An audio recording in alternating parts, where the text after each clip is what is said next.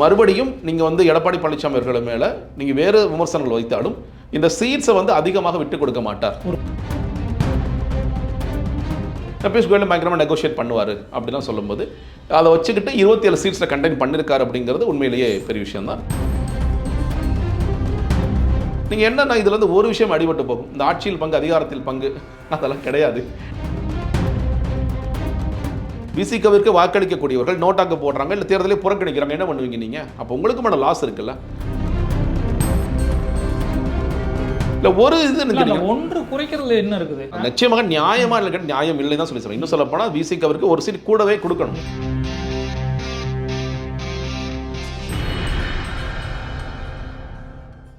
அறம் தமிழர்களுக்கு வணக்கம். நடப்பு அரசியல் நிகழ்வு பற்றி பேச நம்முடைய இருந்திருக்கிறார் அரசியல் விமர்சகர் திரு ஜெகதீஸ்வரன் அவர்கள். சார் வணக்கம். வணக்கம் சார். பல மாதங்களா ஒரு கூட்டணி பிரச்சனை போயிட்டு இருந்தது என்டிஏ அலையன்ஸ்குள்ள. இன்னைக்கு வந்து முடிவாக இருக்குன்னு சொல்லலாம். கடந்த 2021 20 சீட்டுகள் கொடுத்தாங்க. முன்னால் என்ன சொன்னாங்கன்னா பல பேச்சுகளுக்கு பிறகு பிஜேபி வந்து 50 கேட்குது 70 கேட்குதுன்னு ஒரு 2-3 மாதமாக பேசிகிட்டு இருந்தாங்க. பிஜேபி வந்து அதிமுகவை முழுங்கிறதுனால சொன்னாங்க. இன்னைக்கு வந்து 27 முடிவாக இருக்குது, ஒரு 7 சீட்டுகள் அதிகமாக.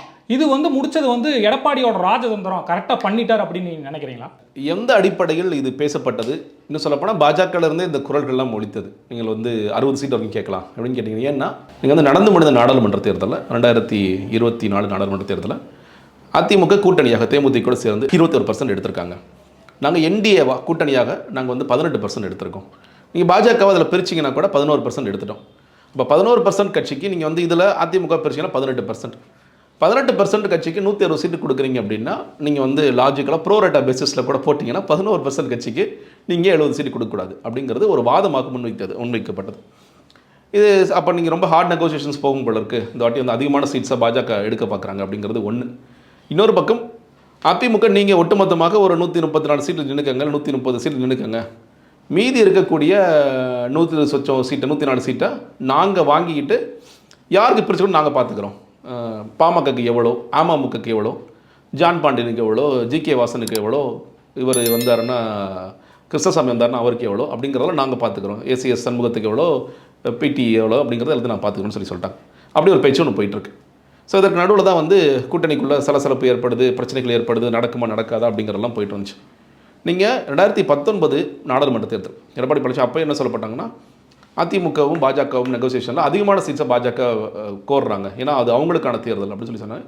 அந்த தேர்தலில் உண்மையிலேயே ராஜதந்திரியாக எடப்பாடி பழனிசாமி வந்து வெறும் 5 சீட்டில் கண்டெயின் பண்ணார். அது எல்லாருமே புகழ்ந்து பேசிட்டாங்க. பரவாயில்லைங்க, கூட்டணிக்கு போயிட்டாங்கிறதுல சில சங்கடங்கள், அடிமணி வைக்க முடியல. ஆமாம், அவர் கூட்டணிக்குள்ள போயிட்டாருங்கிறதுல சங்கடங்கள் இருக்குது. அவர் வழியில் இந்த ஆட்சி தொடரணும், அதுக்காக போயிட்டார். இப்போ 5 சீட்டில் அவர் கண்டெயின் பண்ணிட்டார் அப்படிங்கிறது. அதே மாதிரி இந்த வாட்டியும் வந்து நிறைய பேர் போக போக என்னன்னா இல்லை 30 சீட்டுக்குள்ளே குறைச்சிருவாங்க, 35 சீட்டு போகும், 34 சீட்டு போகும், ஒரு உத்தேச பட்டியலே கூட பாஜக கொடுத்துறாங்க. அமித்ஷா கொடுத்துட்டாரு, பியூஷ் கோயல் கொடுத்துட்டாருன்னு நல்ல செய்திகள்லாம் போயிட்டு இருந்தது. பட் ஆனால் எடப்பாடி பழனிசாமி அவர்கள் இன்னொரு பக்கம் என்னன்னு கேட்டிங்கன்னா, எடப்பாடி பழனிசாமி அவர்கள் டெல்லிக்கு போகிறாரு அப்படிங்கிறது ஒரு விமர்சன பார்வை. சென்னையில் தான் நடக்க கூட்டணி, டெல்லிக்கு போகிறாரு. அதில் என்ன கேட்டிங்கன்னா, ஒரு பக்கம் எடப்பாடி பழனிசாமி போகிறாரு, தினகரனும் போகிறாரு, அன்புமணியும் போகிறாங்க. ஸோ அதில் ஒரு கான்ட்ரவர்சிஸ் ஆச்சு. நீங்கள் தான் இப்போ யாருக்கு வந்து இவங்க ரிப்போர்ட் பண்ணுறாங்க, இல்லை யார் உங்களை சீட்ஸ் ஒதுக்கி கொடுக்குறாங்க. இன்னொரு தினகரன் அங்கே போகிறாரு, பியூஷ் கோயல் அன்றைக்கி வரதாக இருந்துச்சு, ஒத்தி வைக்கப்படுகிறது அவருடைய ட்ராவல். அடுத்த நாள் திரும்பவும் அவரோட ட்ராவல் ஒத்தி வைக்கப்படுகிறது. தினகரன் ஸ்டில் அங்கே இருக்காரு. தினகரன் கிளம்புற நேரத்தில் ஒரு செய்தி வருகிறது, 12 சீட்டு அமமுகக்கு உறுதிப்படுத்திட்டாங்க, குக்கர் சின்னம் உறுதிப்படுத்திட்டாங்க. எந்த சோர்ஸில் இந்த செய்தி கசியுது? இது பாஜக சோர்ஸில் கசியுது. யூஸ்வலாக அந்த அதிமுக சோர்ஸில் கசிஞ்சா ஓகே, அவங்க அது கூட்டணிக்கான தலைமைன்னு சொல்லலாம். இல்லை அமமுக வந்து அவங்க கசிய விடுறாங்கன்னா அது ஓகே. பாஜக கசிய விடுறாங்கன்னா அப்போது, ஏன்னா திமுக தொடர்ச்சியாக வர நரேட்டிவ்ங்கிறது இது தமிழ்நாட்டிற்கும் டெல்லிக்குமான தேர்தல், என்டிஏவிற்கும் இந்தியா கூட்டணிக்குமான தேர்தல் அப்படிங்கிறத ஒரு முடிச்சுட்டு. அப்போ அது அந்த விமர்சனம் வந்து கிட்டத்தட்ட உண்மையாகிற மாதிரியான ஒரு தோற்றம் போயிட்டே இருக்கு. இப்போ இந்த நேரத்தில் தான் அப்போ எடப்பாடி பழனிசாமி கூப்பிட்டு அமித்ஷா பேசிட்டாரு. அமித்ஷா சொல்கிறதா எடப்பாடி பழனிசாமி கேட்க போகிறார் அப்படிங்கிற ஒரு பேச்சு போயிட்டார். பின்ன தான் பியூஷ் கோயல் வரார். ஆனால் ஒன்று சொல்லிட்டாங்க, 4 நாட்களுக்கு நாங்கள் பேசி முடிச்சிருவோங்க, நாங்கள் வந்து திமுக கூட்டணி மாதிரி ரொம்ப நாளைக்கு பேசிகிட்டே இருக்க மாட்டோம், 4 நாள் முடிச்சுட்டு அடுத்த வேலையை பார்க்க போயிடுவோம் அப்படின்னாங்க. ஸோ அப்போ அதுவுமே பல சுற்றுகள் போச்சுல்ல, டெல்லிக்கு போகிறது நிச்சயமாக போச்சு. நீங்கள் வந்து அதாவது அவங்க சொன்னாங்கன்னா ஒரு அஃபிஷியலாக ஒரு டேர்ம்னு வரும்பொழுது நாங்கள் 4 நாள் முடிச்சிடும், நீங்கள் ஸ்டார்ட் பண்ணால் நீங்கள் முடிச்சிடும் அப்படிங்கிற மாதிரி ஒன்று இடத்துக்கு வந்தாங்க. பட் நிச்சயமாக நீங்கள் வந்து நிறைய போச்சு, நிறைய. ஏன்னா இன்றைக்கி அவங்க இந்த லாஜிக்கலே இந்த வாதத்தில் பாஜக வைக்கிற வாதம் கரெக்டானு கேட்டிங்கன்னா ஆமாம், அதிகமான சீட் ஜெயிச்சிட்டோம். இன்னும் சொல்லப்போனால் அண்ணாமலை அவர்களுக்கு நம்ம தனிச்சே கூட முன்னாடி ட்ரை பண்ணி பார்க்கலாம் அப்படிங்கிறது. பட் ஆனால் அமித்ஷா அவர்களுக்கும் மோடி அவர்களுக்கும் நம்ம இந்த தேர்தலை மட்டும் மனசில் வச்சுட்டு பண்ணலை, அடுத்த நடக்க போயிட்டு 2029 நம்ம மனசில் இருக்குது. அப்பொழுது தமிழ்நாட்டில் வந்து நமக்கு ஃபியூ சீட்ஸ் வேணும் அப்படிங்கிற கணக்கெல்லாம் இருக்குது அப்படின்னு தான் அவங்க போகிறாங்க அப்படிங்கிறத நம்ம புரிஞ்சுக்கணும். அப்படி இருக்கும் பொழுது இன்றைக்கி கிட்டத்தட்ட ஒரு 27 சீட்டுகளில் கண்டெயின் பண்ணி இந்த ஒப்பந்தம் கையெழுத்தானது அப்படிங்கிறது மறுபடியும் நீங்கள் வந்து எடப்பாடி பழனிசாமி அவர்கள் மேலே நீங்கள் வேறு விமர்சனங்கள் வைத்தாலும் இந்த சீட்ஸை வந்து அதிகமாக விட்டு கொடுக்க மாட்டார். ஒரு 30க்கு மேலே விட்டு கொடுக்காம பிடிச்சது பெரிய விஷயம் தான், பெரிய விஷயம் தான். அதுவும் அதை கண்டெயின் பண்ணி 27க்குள்ள நிப்பாட்டினதுங்கிறது உண்மையிலே பெரிய விஷயம் தான். அதில் வந்து உண்மையிலே அவர் வந்து ஒரு ராஜதந்திரியாக செயல்பட்டார், அல்லது அவர் நெகோசியேஷன்ஸில் நான் தான் இன்னுமே வந்து முடிவு பண்ணுவேன். ஏன்னா முதல்ல இவர் தான் முதலமைச்சர் வேட்பாளரா, என்டிஏவோட முதலமைச்சர் வேட்பாளரே வேறு ஒருவராக இருப்பார் அப்படிலாம் சொல்லப்பட்ட நேரத்தில் எடப்பாடி பழனிசாமி இன்றைக்கி பியூஷ் கோயலை வைத்துக்கொண்டு பியூஷ் கோயல் பயங்கரமாக நெகோஷியேட் பண்ணுவார் அப்படிலாம் சொல்லும்போது அதை வச்சுக்கிட்டு 27 சீட்ஸில் கண்டெயின் பண்ணியிருக்காரு அப்படிங்கிறது உண்மையிலேயே பெரிய விஷயம் தான். அதே நேரத்தில் நீங்கள் அன்புமணி ராமதாஸ் அவர்களுக்கு 18 சீட்டை கண்டெயின் பண்ணியிருக்காங்க. ஏன்னா போன வாட்டி 23 சீட்டை சொல்லும் போது என்ன சொல்லிட்டு வந்தாங்க, 10% இடஒதுக்கீட்டுக்கு நாங்கள் ஒத்துக்கொண்டு போவதால் நாங்கள் 23 சீட்டை நாங்கள் குறைச்சிக்கிறோம் எங்களை சொல்லி சொன்னாங்க. ஸோ இன்னைக்கு அந்த 23ங்கிறது 18 மாறி இருக்கு. அப்படிங்கும் போது இந்த பக்கம் ஒரு 7 சீட் பாஜக போன இங்கே குறைச்சு அங்கே ஏற்றின மாதிரி பண்ணிட்டாங்க. 20ங்கிறது 27 சீட்டு போனால் கூட இந்த பக்கம் ஒரு 5 சீட்டு குறைச்சிருக்காங்க அப்படிங்கிறத பார்க்க முடிகிறது. ஸோ ஓவராலாக ஒரு இதில் அவர் ரொம்ப தெளிவாக இருக்கார். இரட்டை இலை 170 பக்கத்தில் நிற்கும். 160 170 172 அப்படிங்கிறது வரும். போன வாட்டி நின்ற அளவிற்கு இந்த வாட்டி நாங்கள் ரெட்டலையில் நின்றுவோம் அப்படிங்கிறது ரொம்ப உறுதியாக இருக்கிறாங்கிறத பார்க்க முடிகிறது. நீங்கள் என்னன்னா இதில் வந்து ஒரு விஷயம் அடிபட்டு போகும், இந்த ஆட்சியில் பங்கு அதிகாரத்தில் பங்கு அதெல்லாம் கிடையாது. நாங்கள் ஜெயிப்போம், நாங்கள் சிங்கிள் மெஜாரிட்டியாக நாங்கள் தான் வருவோம். ஸோ அந்த நேரத்தில் இந்த தேவையில்லாத குழப்பங்கள்லாம் வரக்கூடாது அப்படிங்கிறதுலையும் ஒரு பார்வை வந்துருச்சு அப்படிங்கிறத புரிஞ்சுக்க முடியும். அப்புறம் இன்னொன்று சொல்கிறாங்க, சின்ன சின்ன கட்சிகள்லாம் வந்து தாமரை சின்னத்தில் நிற்க வைக்கிறதுக்கு ஒரு அழுத்தம் தரப்படும் அப்படின்னு ஒரு விமர்சனம் வைக்கப்படுது. இதே எப்படி நீங்கள் பார்க்குறீங்க?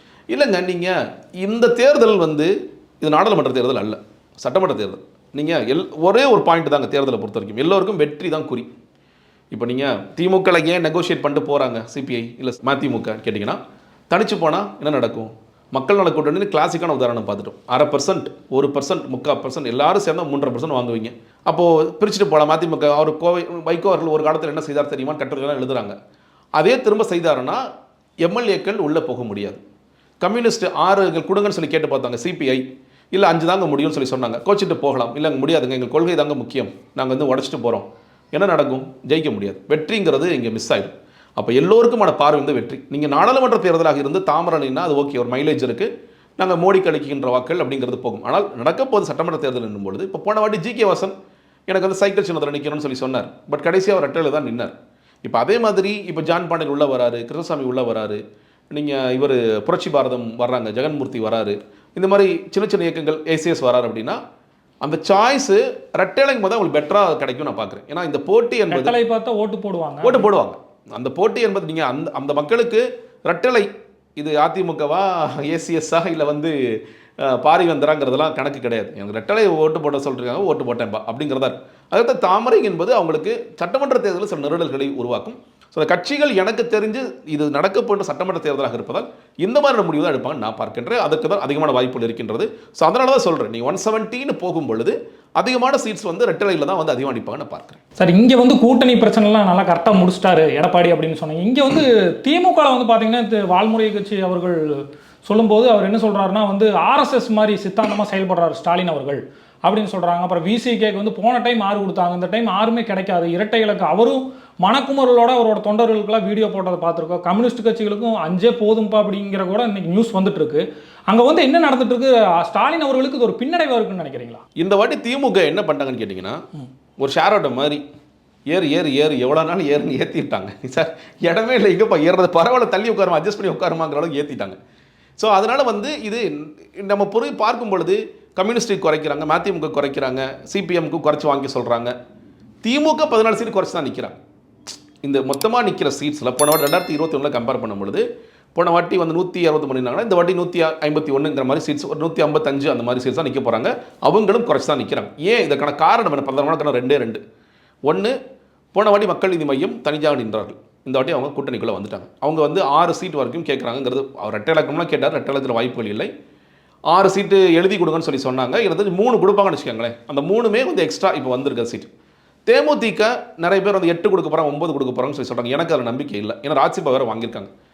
இப்போ பிரேமலதா வச்சுக்க அந்த பேட்டி பார்க்குறாங்க, விட்டு கொடுப்பதில் நாங்கள் தவறு இல்லை, நாங்கள் விட்டு கொடுப்போம்னு சொல்லியிருக்காங்க. எனக்கு தேமுதிகவும் 6 சீட்டு தான் கொடுப்பாங்க நான் நினைக்கிறேன். ஸோ எப்படி பார்த்தாலும் 6 + 3 9 சீட் வந்து அதிகமாக கொடுக்க வேண்டியது. இன்னொரு சிக்கல் என்ன ஆயிடுச்சுன்னா, ஓபிஎஸ் நீங்கள் 1000 தான் திமுக அப்படின்னு சொல்லி சொன்னாலும், இன்றைய திமுகன்னு சொல்லி சொன்னாலும் அவர் வந்து கிளவராக என்ன பண்ணிட்டாரு, மனோஜ் பாண்டி நீ முதல்ல உள்ளே போ, அப்புறம் இவர் வைத்திலிங்க சார் நீங்கள் உள்ளே போங்க, அப்புறம் நான் பின்னாடி வந்து நான் வந்திருக்கேன், என் பையன் வந்திருக்காப்புல, என் ஐயப்பன் வந்திருக்காரு, இவங்கெல்லாம் சீட்டு முன்னால் போய் துண்டை போட்டு வைங்க, முன்னாடி துண்டை போட்டு வைங்கன்ட்டு. இப்போ நீங்கள் சேர்ந்து வந்ததா வச்சுங்களேன், ஓபிஎஸ் அணியா அப்பா 2 சீட்டு 3 சீட்டு கொடுங்கப்பான்னு இருந்தது போய் இன்னைக்கு அவங்களுக்கே ஒரு 5-6 சீட்டு கொடுக்க வேண்டிய நிலைமைக்கு போயிடுச்சு. இது திமுக உதயசூரியன் தான் என்று சொன்னால் கூட அந்த உதயசூரியனில் ஏற்கனவே நின்றுட்டு இருக்கிற நீங்கள் திமுகவுடைய தொண்டர்களுக்கு இது ஒரு பெரிய ஒரு மனச்சோர்வை தான் ஏற்படுத்தியிருக்கு உண்மையிலேயே. அது ஒன்று. ஸோ இந்த பக்கம் நீங்கள் ஒரு 9 சீட் அதிகமாக கொடுக்குறாங்க அப்படிங்கிறத நம்ம பார்க்க முடிகிறது. இப்போ கிருஷ்ணசாமி அவர்கள் முடிவெடுக்காமல் இருக்கார், தாவாக்க வெளியே போயிட்டார், ஒரு சீட் வெளியே போயிட்டார்னா கூட ஸோ அதனால் ஒரு சீட் கெயின் பண்ணுவாங்க. பட் ஸ்டில் இவங்க என்னென்னு கேட்டால் நம்மளும் அதுக்கு குறைச்ச சீட்ஸ் தான் நிற்க போகிறோம். அப்போது நம்ம மட்டும் குறைச்சிக்க முடியாது, நம்ம இருக்கிற கூட்டணியில் இருக்கிற மற்றவர்களும் குறைச்சி கொடுக்கணும் அப்படிங்கிறாங்க. இது நியாயமான ஒரு கேள்வியை நீங்கள் எழுப்பலாம். என்னை பொறுத்த வரைக்கும் கம்யூனிஸ்ட்டுக்கோ அல்லது வந்து விசிகவுக்கோ குறைப்பது என்பது நியாயம் இல்லை தான். ஏன்னா தொடர்ச்சியாக இந்த கூட்டணியை தாங்கி பிடிக்கிறாங்க, மக்கள்கிட்ட போராட்ட களத்திலையும் இன்னைக்கு இருக்கிறாங்க. விசிக தொடர்ச்சியாக வளர்ந்து வராங்க. நீங்கள் அங்கீகார கட்சியாக மாறியிருக்காங்க அப்படின்னு கேட்டிங்கன்னா அதில் வந்து ஓட் ட்ரான்ஸ்ஃபரும் இருக்குது.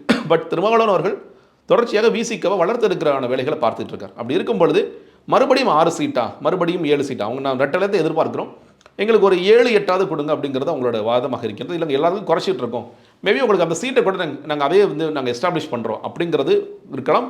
இல்லை மேபி இன்னும் ஒரு சீட்டு கூட கொடுக்கலாம் நான் பார்க்கின்றேன். இன்னொன்று இதில் நான் சொல்ல மறந்தது, காங்கிரஸ் போன வாட்டியோட 3 சீட் அதிகமாக வாங்கிட்டாங்க. ஸோ கிட்டத்தட்ட ஒரு 12 சீட் போயிடுச்சு வெளியே. நான் சொல்கிறது இந்த கணக்குக்கு நான் அப்சம்ஷனில் மேனிமக்கு 3, விஜயகாந்த் தேமுதிகக்கு 6, இதில் ஒரு 3ங்கிற கணக்கில் 12 சீட்டு வந்து அதிகமாக கொடுக்க வேண்டிய ஒரு இடத்துக்கு போயிட்டாங்க சார். அப்போ நாங்கள் ஒரு 14 வரைக்கும் குறைக்க ரெடியாக தான் இருக்கும். பட் நீங்களும் 1 குறைச்சிக்கங்க இல்லை 2 குறைச்சிக்கங்க அப்படிங்கிற ஒரு இடத்துக்கு வராங்க. விசிகவுக்கு அட்லாஸ் கொடுத்துருவாங்க. இல்லை ஒரு இது 1 குறைக்கிறதுல என்ன இருக்குது, அந்த 1ல் வந்து இவ்வளோ 4 வருடமா அவங்க மக்களுக்காக போராடுறாங்க. நிச்சயமாக நியாயமா இல்லை, நியாயம் இல்லை தான் சொல்லி சொல்றேன். இன்னும் சொல்ல போனால் விசிகவுக்கு ஒரு சீட் கூடவே கொடுக்கணும். நீங்கள் வந்து காங்கிரஸ் எங்க இப்படி பாருங்களேன், நீ காங்கிரஸ் வந்து தேசிய கட்சி விஜயை ஒரு கார்டாக காமிச்சு நல்லா பயன்படுத்தி பண்ணிட்டு போயிட்டாங்க, அதெல்லாம் ஓகே தான். நீங்கள் எந்த விதத்தில் விசிகவும் காங்கிரஸ் இன்னைக்கும் சொல்கிறேன், இன்னைக்கு சத்தியமூர்த்தி போன ஆஃபீஸை திறக்கலாம். எப்போ திரும்ப திறப்பாங்க? 28 பேர் யாரும் கண்ணு பிடிச்சாலும் ஆஃபீஸை திறப்பாங்க அவங்க. அதுதான் காங்கிரஸோட நிலைமை. விசிக தொடர்ச்சியாக செயல்பட்டுட்டே இருக்கிறாங்க. அப்படி செயல்படுகின்ற விசிகவிற்கு தொடர்ச்சியாக நீங்கள் ஏதாவது கொடுக்கணும், நீங்கள் வந்து அதிகமாக கொடுக்கணுங்கிறது ரொம்ப நியாயமான வாதம் தான், அதில் மாற்று கருத்தே இல்லை. ஒரு சில விமர்சனம் என்பது என்னன்னு கேட்டிங்கன்னா, நீங்கள் எல்லா நேரத்திலும் கூட்டணியில் இருக்க வேண்டிய அவசியம் இல்லை, எல்லா நேரம் கூட்டணி தான் பேச வேண்டிய அவசியம் இல்லை. திமுக எதிர்க்க வேண்டிய இடத்துல தோழமை சுட்டுதல் பண்ணாதீங்க, எதிர்த்துருங்க.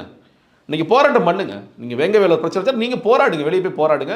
உங்களோட கொடி ஏற்றப்பட முடியலன்னா அதுக்கு போராடுங்க. நீங்கள் முதல்வர் முறையிடுறதெல்லாம் அடுத்ததாக இருக்கட்டும், போராடுங்க, போராட்ட களத்துக்கு வாங்கங்கிறது பொதுவான விமர்சனம். எல்லாமே வந்துட்டீங்கன்னா ரொம்ப தாங்கி பிடிக்கும் போது தான் என்ன ஆயிடுதுன்னு கேட்டிங்கன்னா, எவ்வளோ கொடுத்தாலும் ஒத்துக்குவாங்கப்பா. இப்போ சில நேரங்களில் கம்பெனியில் நம்ம ரொம்ப காலமாக ஒருத்தர் உழைச்சிட்டே இருப்பார், 20 வருஷமாக உழைச்சிட்டே இருப்பார், அவருக்கு ப்ரொமோஷன் வராது.